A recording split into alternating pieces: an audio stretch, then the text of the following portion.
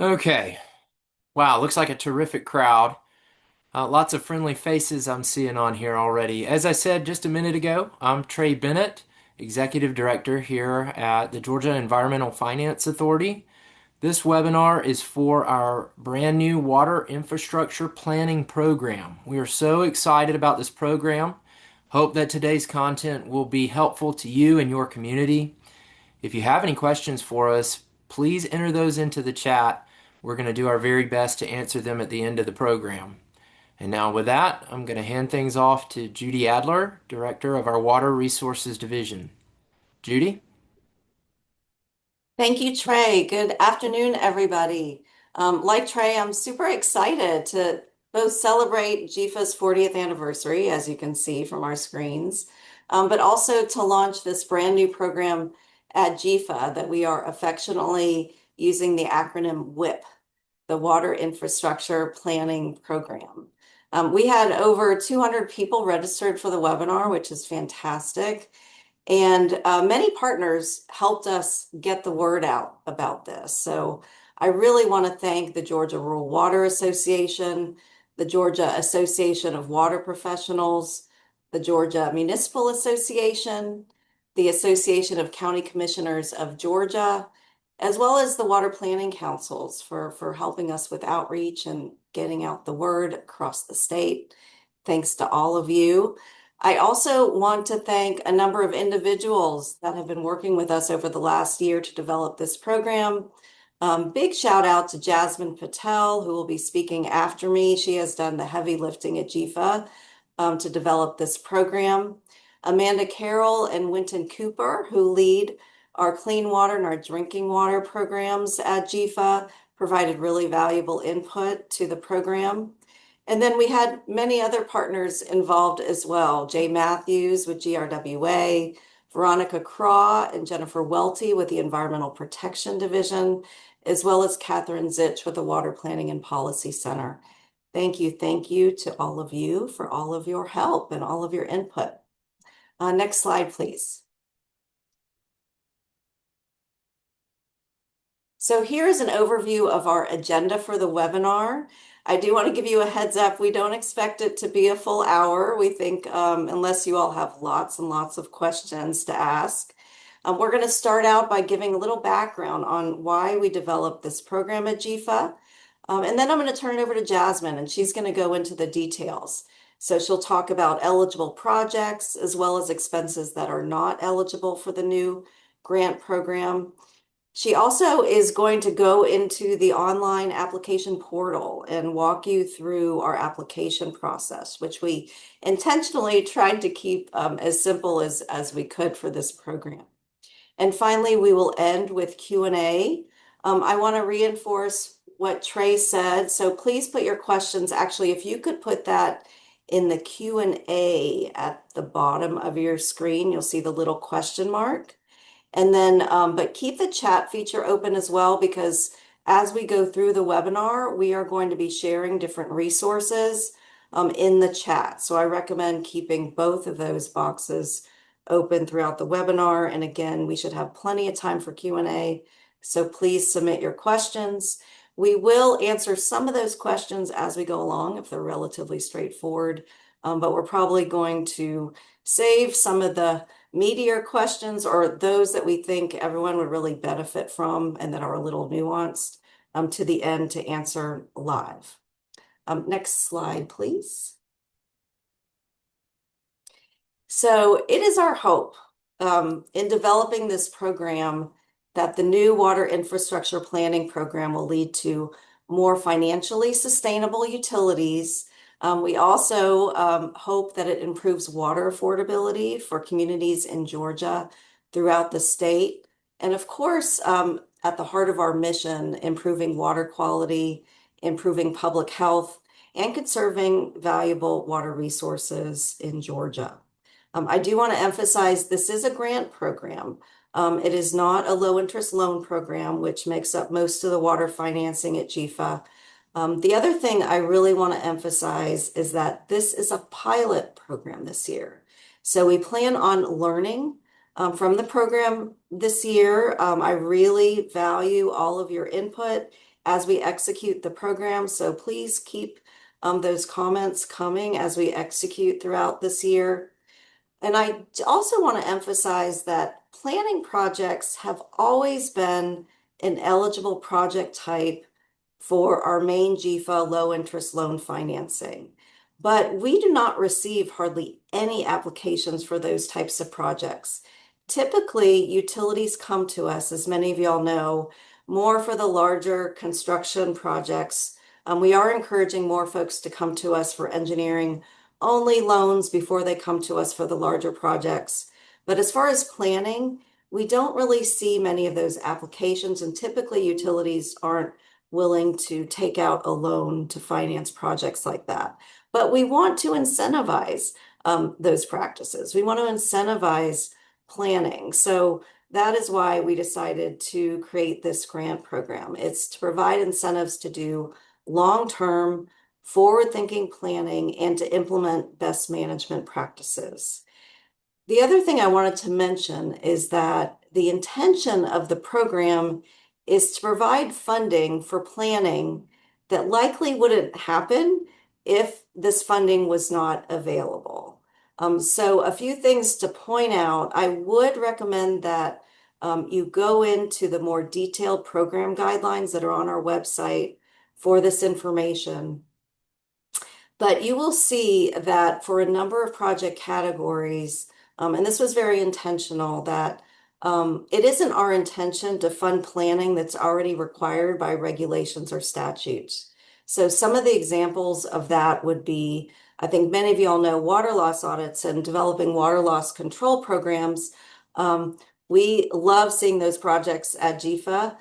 They are mandatory for water systems that serve over 3,300 people as far as population and communities served.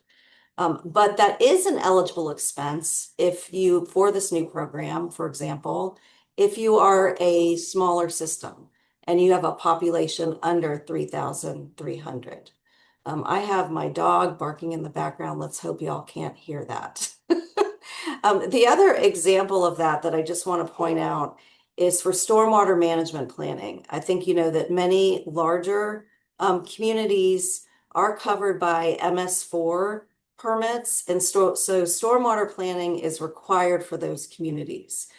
This grant program is really intended to fund stormwater planning that's not covered by that regulatory requirement. Now, there is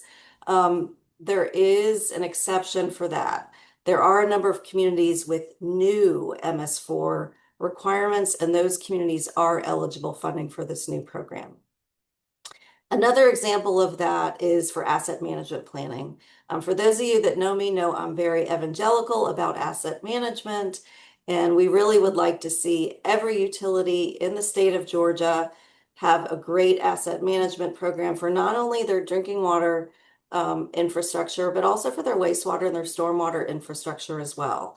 And it's a really key step to helping to inform master planning for utilities as well as capital improvement planning. And all of those types of projects are eligible for funding through this program. But by statute, this is a relatively new requirement that EPD is requiring asset management associated with new permits for public drinking water systems, again, serving over populations 3,300 people, or if you are renewing your permit. I think EPD folks will have to chime in here, but I think that's every 5 years.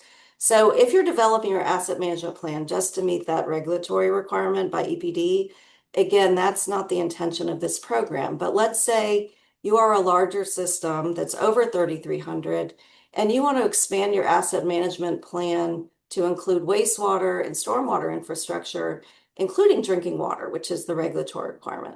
That would be included, as well as asset management planning for smaller communities would be eligible as well. So again, I just want to dive into detail a little bit there, just so y'all understood the intent of the program. And finally, I just wanted to mention a purpose. When we developed this, it really was intended more for the smaller, more for the underinvested communities in Georgia. With that said, we do not know what the demand for the program is going to be this year. So even if you come from a medium or larger community or a wealthier community, I would say go ahead and apply. I think the application process is pretty straightforward. We do not know what the demand is, so there is a chance that your application could still be funded even if you're not coming from a smaller community. Okay, next slide, please. All right, so for the first year of the program, which again is a pilot program at this point, we have set a maximum budget this year for $5 million. And our intention is to offer this program every year. I can't tell you what the budget is going to be the next year or the year after that. It's going to depend on a number of different factors, most importantly, doing financial analysis at GEFA as far as how much we can budget year to year, as well as the demand that we receive this year. So please submit applications because that will impact, the budget that we set for the program next year. So the maximum grant award is $150,000 per entity, per community. Based on input from others, we decided to increase that limit if it's a collaborative project with two or more different entities. So that could be, a few cities and a county working together on a project, as an example. And we really want to encourage that. We really want to encourage partnership. Some of the examples where that may make sense are doing regionalization or consolidation feasibility studies or initial planning. You may want to collaborate and partner if you're doing stormwater or watershed planning. Also, source water protection planning is an area where collaboration may make sense. It would be great to see communities getting together to do emergency response planning with neighboring communities as well. So with that, I'm going to turn it over to Jasmine Patel to talk about eligibilities. For those of you that do not know Jasmine, she's a project manager on our GEFA team. She actually started out as an intern at GEFA, and I'm really happy to announce that she was recently promoted at GEFA as well. And she manages a lot of different things for us, including our online application processes. She has created a lot of these systems for us at GEFA. She also serves as a project manager for the coastal region in our state, and she is now leading this new water infrastructure planning program. So take it away, Jasmine. Thank you so much, Judy. So hello everybody. I'm Jasmine Patel, and I'm really excited to be heading up this new program, and I'm also looking forward to all the applications and also any questions that you guys may have about the applications. I will say I'm probably going to be moving my head back and forth a little bit because the slideshows is right here and my notes are right here. But anyways, um, so beginning with the eligible applicants, what communities have WIP eligibility? You have counties and municipalities, local water, sewer, and sanitary districts, regional commissions, state and local authorities, boards, and political subdivisions created by the General Assembly. I've also received multiple questions from different stakeholders on if community improvement districts are eligible. However, unfortunately, they're not eligible. I would like to caveat this by saying if you can gain backing from any of those eligible applicants, then that project would become eligible. So that means that the owner of the grant needs to be an eligible applicant um, for you to receive this funding. So going into a few project types that are eligible, and Judy has talked about a few of these, but I would also, before I go into the meat of it, I want to talk about if we've missed any specific type of project in our consideration, and you think it fits the scope, the intent, and the purpose of the program, please let us know, or even go ahead and apply with your reasoning and why you think this program is a fit for those why you think your project is a fit for this program, and we will consider it. That being said, here are a few of the eligible project types.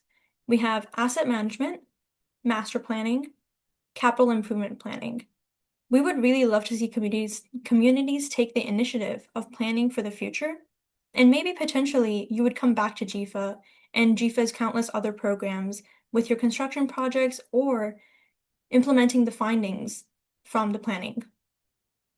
There's also water and wastewater rate studies. GEFA is a big supporter of having updated water and wastewater rate studies. We have spoken at multiple different conferences and webinars about our water rates dashboard. This includes water, sewer, and stormwater. There should be a link either being dropped or has already been dropped in the chat that will take you to this dashboard. There's also security risk assessments, including cybersecurity. There's also resiliency, drought, and emergency response planning. This can also be a collaborative project, as Judy mentioned. Water supply, conservation, and efficiency planning. Infrastructure financing and funding preparation. This includes any assistance that is needed for communities to apply for GEFA funding. We do understand that government requirements can be a beast, especially federal funding. So this would assist a community in applying and getting these requirements ready for GEFA funding. System consolidation and regionalization studies. GEFA is very enthusiastic about regionalization and consolidation, as Judy mentioned. It allows for a bigger pool of resources, as well as being beneficial for the community, and also being more financially sustainable. There's also energy efficiency audits. Moving forward, we have preparation for a Water First designation application. Water First is a great program here at GEFA that recognizes local governments for achieving excellence in water resource management and also includes great benefits such as interest rate reductions for GEFA loans or priority for certain grants. We also allow for watershed management plans that meet the US EPA's 9 elements of watershed planning. As Judy said, also source water protection planning, stormwater management for small communities without MS4 permits or where the requirements are newly applicable. I will mention that the term newly applicable here entails a short list of communities that is published on the EPD website. I&I studies, a water loss program development for public water systems serving populations less than 3,300. And again, as Judy mentioned, the reason for this limitation is because communities above this threshold are statutorily required to perform these annual audits. And finally, we have septic tank and septic studies and planning. So now, as we've gone over our eligibilities, I'm going to talk about what is not eligible, what is an ineligible expense under WIP. So any activity involving ground disturbance, this includes construction and potholing, is not eligible. This is because as it stands in the program, it is a planning program. I would also like to add a shameless plug here to our other GEFA programs that will fund these projects, either with loans, grants, or a combination of loans and principal forgiveness. Engineering design, including preps of design plan and specs, is also not eligible. Costs related to in-house staff time is not eligible. This is pretty standard across GEFA. I will also mention, however, there is a 10% match for this grant. This can be met with in-house staff time. Operations and maintenance cost. Again, this is pretty standard across GEFA. Any costs incurred prior to application. The aim for this grant is to incentivize new planning, as Judy said, not necessarily fund a retroactive project that is already done or is halfway through, etc., etc. Okay, so what are the WIP requirements? As mentioned on the earlier slide, the grant does require a 10% match. This can be either completely in kind, a payment, or a combination of both. We do require you to give us a detailed explanation of how you intend to meet this match in our application. An example of how the 10% match works is if you have a project for about $100,000, it would have a match of $10,000. So this can be either all payments or all in kind, or maybe a combination of both. So you could do maybe $8,000 in payments and $2,000 in kind. But the total of the match needs to be $10,000 for a $100,000 project. Communities will be prioritized by affordability score.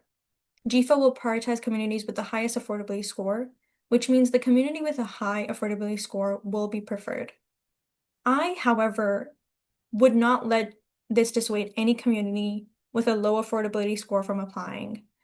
My two main reasons for this are mainly that we don't really know who's applying or how many people are applying. So you don't want to apply only to find out that you could have received funding, and the cutoff that we had for our affordability was a lot lower than expected. An example would be I'm just throwing out numbers here, you're a community with an affordability score of 23. However, the cutoff was 20, which means your project could have been funded. And then additionally, the second reason is, again, as Judy said, this is a pilot program. So if we receive more interest for these grants, we will be able to anticipate demand a lot better, and potentially we'll have a bigger budget next year. There is a maximum of 2 project types per award. As Judy highlighted, there's a max of $150,000. If you're a small community, for example, and you want to do an asset management plan, and it's about $20,000, but you still want to utilize more of this WIP funding, what you could do is you could do an additional study from our project or additional planning project from our project types. So maybe you choose energy efficiency, and that'll be $40,000. This still keeps you below that $150,000, but that means you can do you can do 2 projects. There's also project completion will be required within 2 years. And then additionally, a water system may only receive funds for each eligible project type once. This is particularly important, not right now, because we are in the first year of our program. However, this will be relevant later on. This means that a community can only get a certain type of project funded once. So a community could not come to WIP every 5 years for capital improvement. You use funding for capital improvement plan once with WIP, and then you wouldn't come back for it again. GEFA does require a QBS for projects more than $100,000. I did want to point this out as there was a bunch of questions I was getting about it, and wanted to say it out in the open that if your project is going to be more than $100,000, GEFA will require a QBS. So, as I said, these projects are going to be ranked by affordability score. So, here are a few criteria that the affordability score is calculated on. This includes median household income, unemployment percentage, percentage on Social Security, etc., etc. The points that a community gets for each criteria is determined based on the community's percentile position compared to the rest of the state. The number does change based year to year based on census data. So one year you might sit on the 25th percentile, another you'd be in the 50th percentile.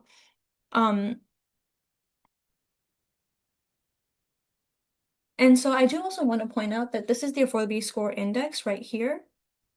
This tells you what your affordability score is as a community. This is on the website, and I'll show you how to find it during the walkthrough.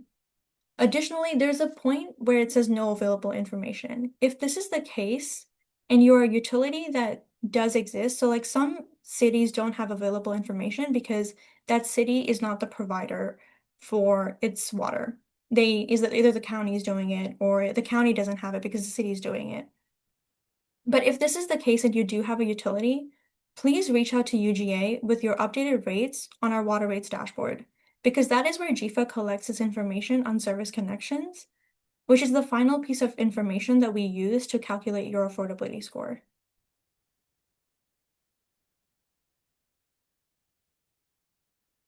So this is basically the steps in the process of what to expect once you are done with your applications.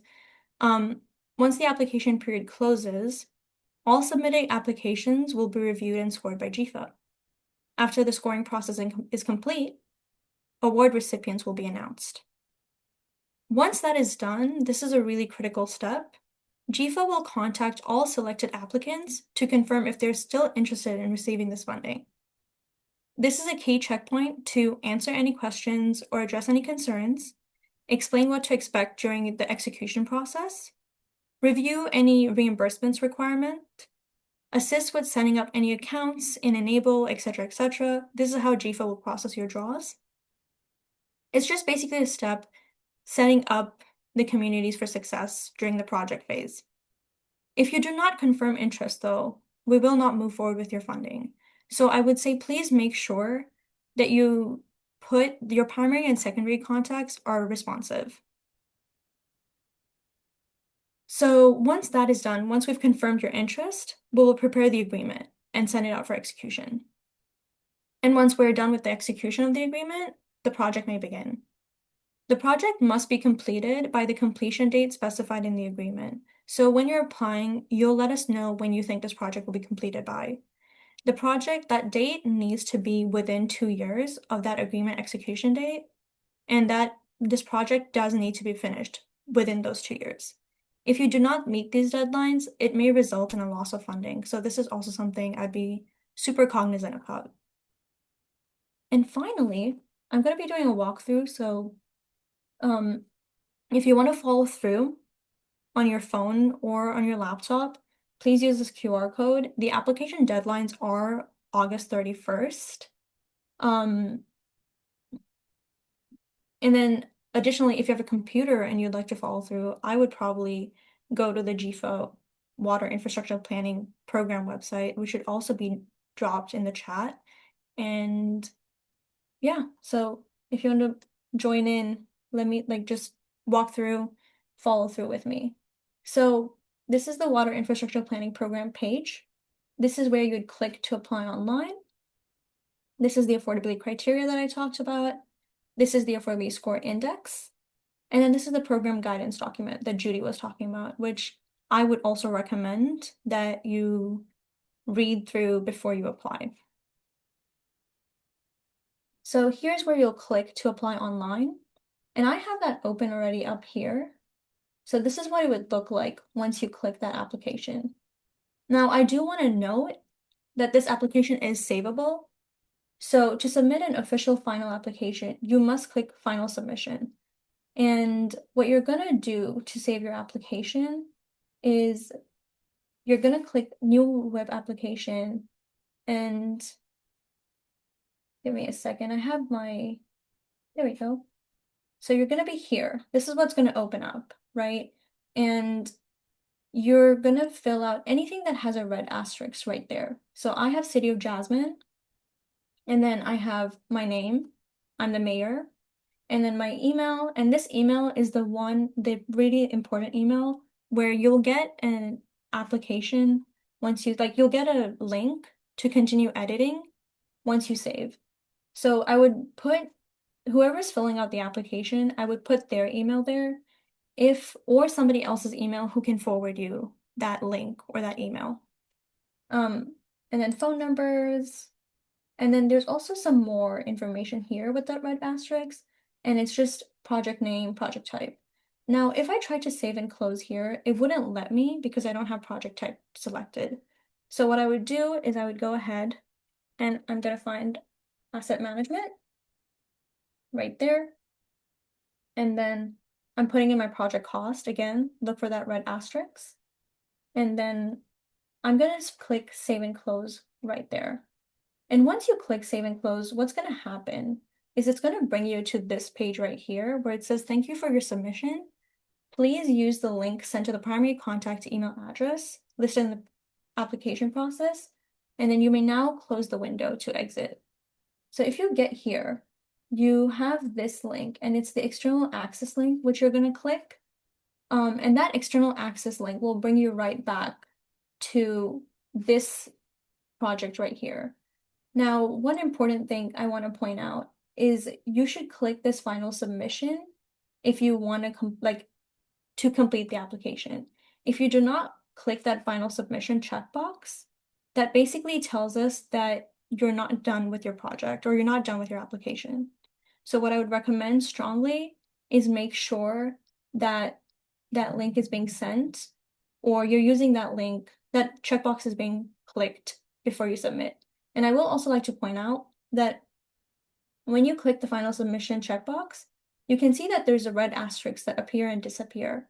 Now, a helpful piece of advice that I would give you is once you're doing the application, you can always come in and toggle that checkbox on and off. But if you want to see what is truly required, I would recommend just like keeping that checkbox on, and then you can look at like, hey, I need to fill out type of entity, EIN number, project congressional district, etc., etc. And so once you click that checkbox and you've done everything, you've completed everything, what you're gonna do is you're gonna save and close. And that will bring you to the final, like your application's complete, and you'd get a similar screen as this one where it will just say, thank you for your application, it's complete. And you'll also get an email with your responses saved. And that's it for my walkthrough. I will open the floor to Q&A. So there you go. Well, thank you, Trey and Judy and Jasmine, for the presentation. We do have a few questions to answer for the group. The first question related to EPD's Appendix C, Asset Management Plans for Public Water Systems, calls for the written plan. Are GEFA grants open for implementation of such a written AM plan? I'll take that one, Shane. That's a really good question, and I think the author provided really good reasons why it's not a regulatory requirement. Again, with my comments in the beginning, the rationale is to provide funding for things that aren't required. So I think we all know that a lot of times plans can sit on shelves and collect dust or be, on our computers, and we want those plans to be implemented. So I think that is a good example where I would lean toward that being eligible. With that said, I think I mentioned in the beginning that EPD provided really valuable input to us when we were designing this program. So that is a situation where I think we'd want to go back to EPD and just get their thoughts into the answer to that question. So I know that's not a super clear answer to that, and it's a little nuanced, but I would lean toward yes, it would be eligible. Again, if it's not a regulatory requirement and it's just the written plan that's required, but I would want to just confirm that with our friends at EPD. Thank you. Our next question, are existing MS4 communities not eligible for this funding at all, even if it is for master planning not strictly required by the permit? It's really similar to the previous question. Again, it sounds like what you're proposing is something above and beyond what is required by EPD. If that's the case, we would lean toward approving it. But again, we'd want to consult the folks at EPD. And by the way, they're the ones that wanted us to include systems that are recently covered by MS4s to be eligible for funding through this program because they realize this is a new requirement for these systems, and providing some help to them would be great. So again, the answer is nuanced. So it's not a strong yes or no, but a probably, and we would need to consult with our folks at EPD. Okay. What is the source of funding for this new program? Is the funding for this program dependent on annual state appropriations and/or federal funding streams like the state revolving funds? Yeah, the answer to that is a little bit nuanced too. Just so y'all know, I think those of you that work with GEFA know that we charge some fees, like an origination fee when we have a new loan or grant that we fund at GEFA. So that fee money, whether it's federal, whether it's a state project, is what is going to fund this new WIP program. So it's a little nuanced because we are not using the direct funding, grant funding that we receive from EPA on the federal side or from the legislature, but it actually is fees for these programs that funds it. So when I talked about the cash flow modeling and financial analysis that we do, we look at how much revenue we're getting from those fees every year and predict how much we will receive in subsequent years. So again, how much we can fund will depend on that. And, I think it's a good question because I talk about this quite a bit, but I do want everyone to know that with the Infrastructure Investment and Jobs Act, with fiscal year 2026 being the last year, that is going to be the last year of a lot of supplemental federal funding that we've received at GEFA. So if Congress doesn't act, we will have a decline in amount of funding that we have, especially for subsidy in the form of principal forgiveness. Now, the beauty of revolving funds is that they revolve, right? So part of the revenue that we have at GEFA is from interest and principal that we receive when folks pay back their loans. So we don't see it being a huge decline, but certainly in the subsidy and a lot of the special funding that we have for emerging contaminants and lead service line, we do see that decreasing. So I'm just saying that's a good question. It's again not a yes or no. It's kind of dependent, but not completely dependent on future funding from the legislature, the state legislature, or from EPA. Okay, thank you. Can you be more specific about what is allowable in the in-kind match? I can add something. So in the Great. application, we have a bunch of different criteria. We have professional services, we have data collection, any use of facilities, meeting facilitation, staff time, etc., etc. I will say there's also a chance for you to add a new choice.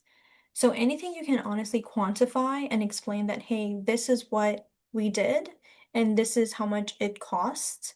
And so any of that would be eligible. But for now, the stuff that we have, you can add more. But for what we have, it's staff time, professional services, data collection, use of facilities, and meeting facilitation. And yeah. Thank you.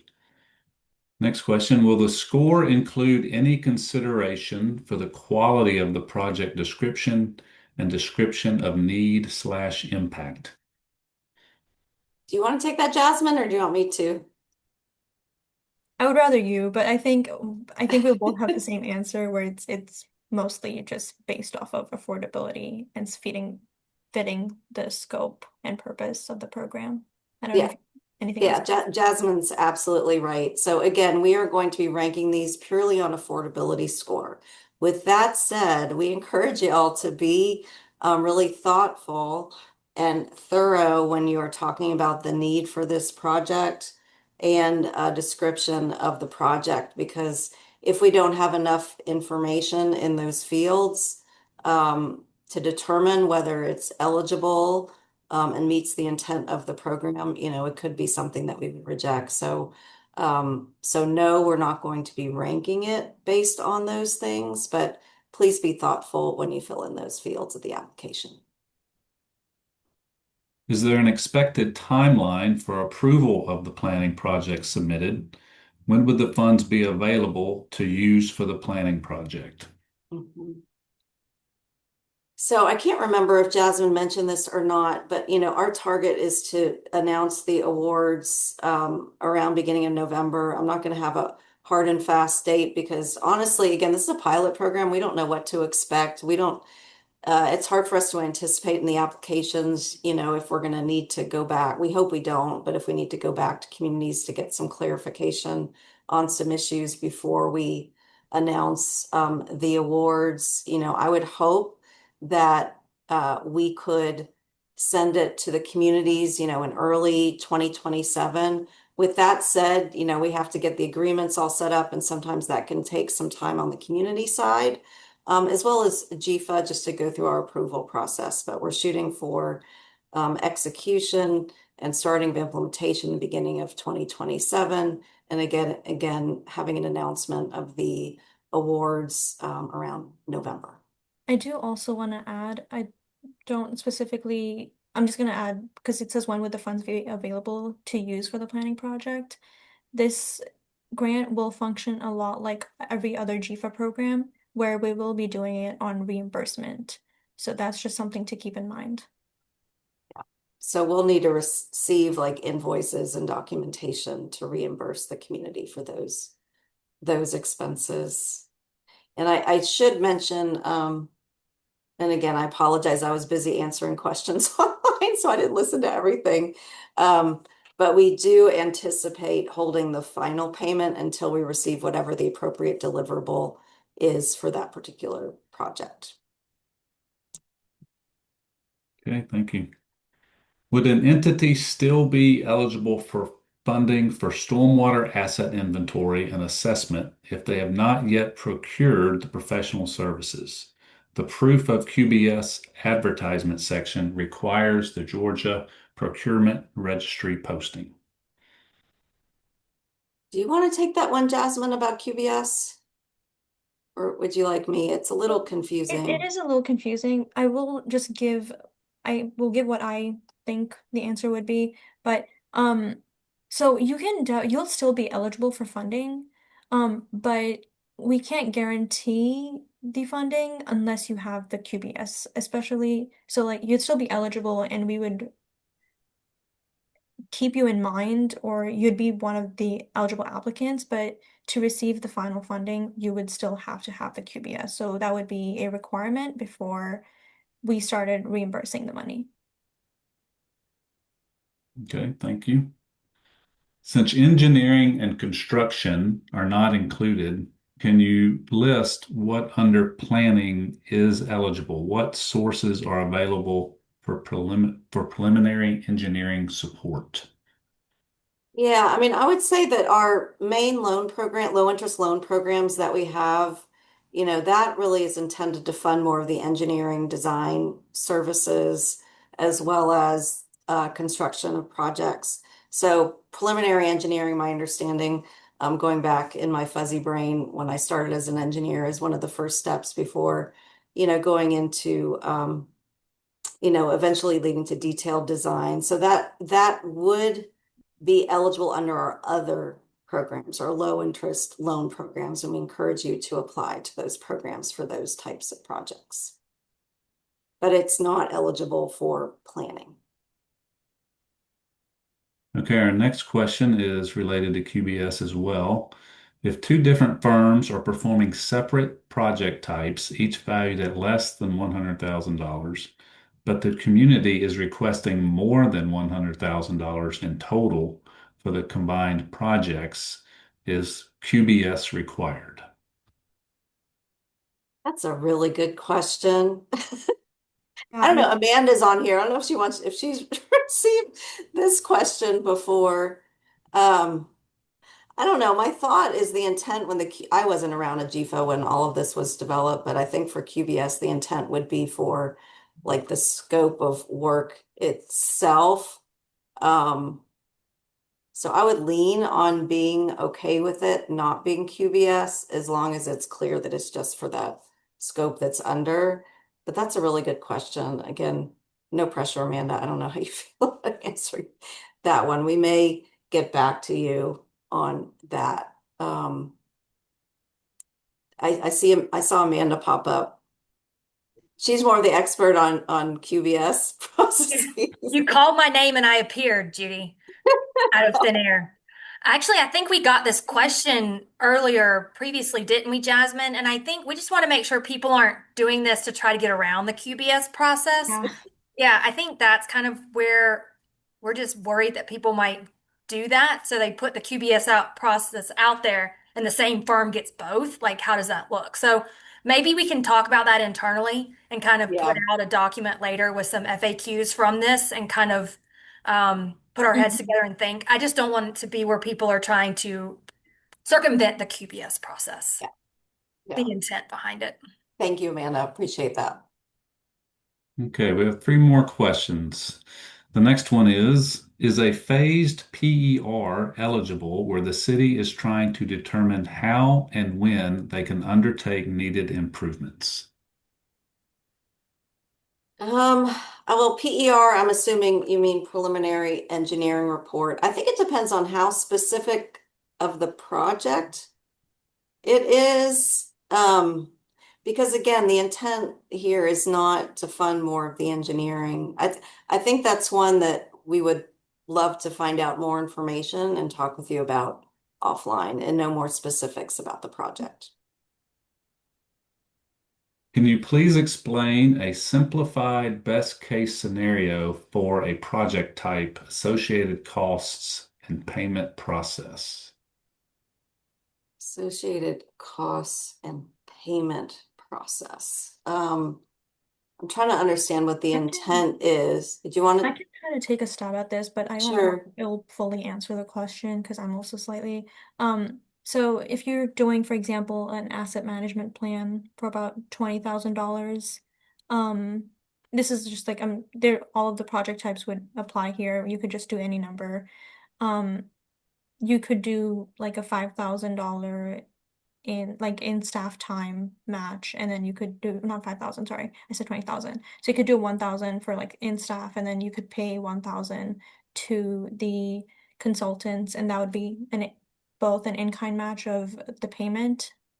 It'd be a match for payment and in kind.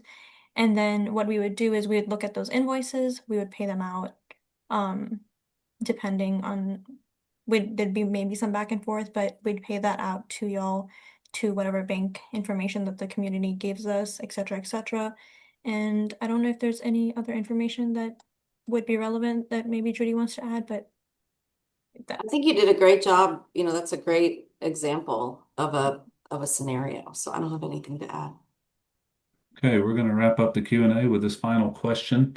Is there a list of items slash work, such as equipment rental, that is available online?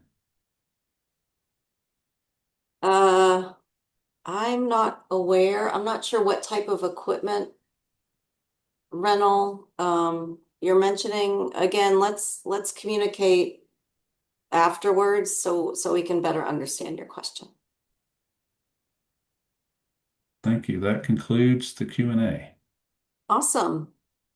Well, I just want to thank everyone for joining. Those were a lot of really great questions. And again, that's really helpful for us because this is a pilot program and there are a lot of things we just haven't thought about yet, quite honestly, that we need to consult, some others or learn a little bit more about what the particular situation is to know how to answer. So keep the questions coming, keep the input coming. We will be sending slides and links to resources to those that registered for the webinar, but want to make sure that, again, y'all know in the chat right now, if you want to go there real quick, all of those links are there as well as PDF of the slides. So encourage you to save that. Also, please help us spread the word about this new program to Georgia communities. Here is our contact information for me and for Jasmine. So we encourage y'all to ask us questions. Enjoy the rest of the afternoon and the rest of the week. Thank you so much for joining the webinar.